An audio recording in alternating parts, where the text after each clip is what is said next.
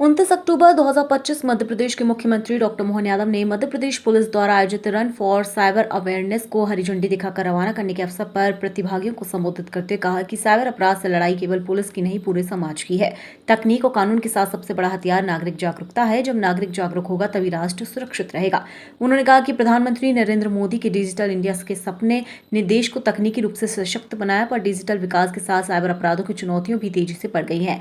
Digital arrest, fake profile, OTP fraud, check, investment link जैसे अपराध समाज के हर वर्ग को प्रभावित कर रहे हैं। डॉक्टर यादव ने कहा कि यदि किसी के साथ साइबर ठगी हो तो तुरंत हेल्पलाइन 1930 पर कॉल करें या cybercrime.government.in पर रिपोर्ट दर्ज करें। मुख्यमंत्री ने नागरिकों से stop, think and then take action का मंत्र अपनाने की अपील की, यानी किसी अनजान कॉल या लिंक पर तुरंत प्रतिक्रिया ना दें, पहले सोचें और फिर निर्णय लें।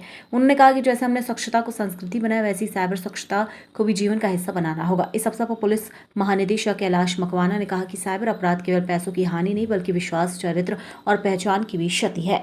रन भारत साइबर अवेयरनेस के इस कार्यक्रम में खेल और अन्य विभागों के हमारे सारे मित्रगण, पत्रकार साथियों,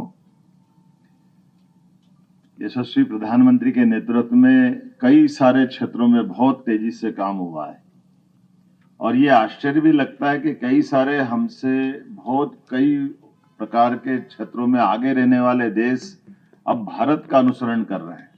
भारत यशस्वी प्रधानमंत्री के नेतृत्व में बहुत तेज गति से सभी क्षेत्रों में काम कर रहा है। देश और प्रदेश की प्रगति को दुनिया के सामने नंबर 1 की स्थिति में लाना है।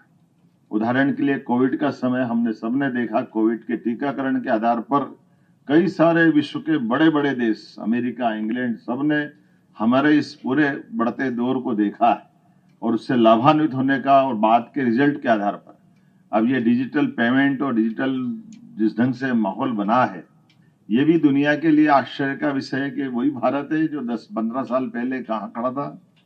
लेकिन इसकी चुनौतियां भी है। अब ये यशस्वी प्रधानमंत्री का अपना तरीका भी है। एक तरफ वो नई तकनीक को अपनाने के लिए सबको प्रेरित करते हैं, दूसरी तरफ नई तकनीक की चुनौतियों से देश को भी जागरूक करते हैं। और ये जो हमारा साइबर अपराध का बढ़ता दौर है, इस साइबर अपराध में हमको अपनी तकनीक को न छोड़ते हुए तकनीक के बलबूते पर उस पर कंट्रोल करने की जरूरत भी। तो पूरे देश को अक्टूबर माह में साइबर अवेयरनेस की दृष्टि से ये बड़ा कार्यक्रम उन्होंने दिया है और उस कार्यक्रम का आज आखिरी दौर है। लेकिन आखिरी नहीं, अभी तो शुरुआत है। ये मान के चलें कि हमारे सबके आसपास 24 घंटे चारों तरफ ये इस अपराध के शिकार लोग भी हो रहे हैं और वो कैसे कैसे प्रकार के क्या क्या तरीके लगाते हैं, कितना अटपटा लगता है कि मालूम पड़ा बैठे बैठे आपको कहाँ डिजिटल अरेस्ट कर लिया और किस किस को फंसा लेते हैं। बड़े पुलिस अधिकारी बन जाते हैं, कभी सेना अधिकारी बन जाते हैं, कभी पता नहीं क्या क्या बन जाते हैं और अच्छे खासे आदमी उनके जाल में फंस जाते हैं और उसके आधार पर वो उनको जो मतलब उनका मंतव्य होता है उस मंतव्य की वो पूर्ति करते हैं। कई तो पिक्चरें भी बन गई इस पे। लेकिन मैं मान के चलता हूं कि इसका एकमात्र इलाज वही है कि हमारी सावधानी, जैसे 24 घंटे हम बाकी चीजों की भी सावधानी रखते हैं, ये उसी प्रकार की है। अब जेब को संभालने के बजाय मोबाइल संभालने की सावधानी है। गया जमाना जब जेब कटी से हम अपनी जेब के लिए भीड़ में ध्यान रखना, वो करना, 50 तरह की सावधानी रखते थे। अब हमारी इस प्रकार की नई तकनीक के बलबूते पर स्टेज 2 की सावधानी रखेंगे तो निश्चित रूप से आगे बढ़ेंगे। मेरी अपनी ओर से इस पूरे आयोजन की बधाई। बहुत बहुत धन्यवाद।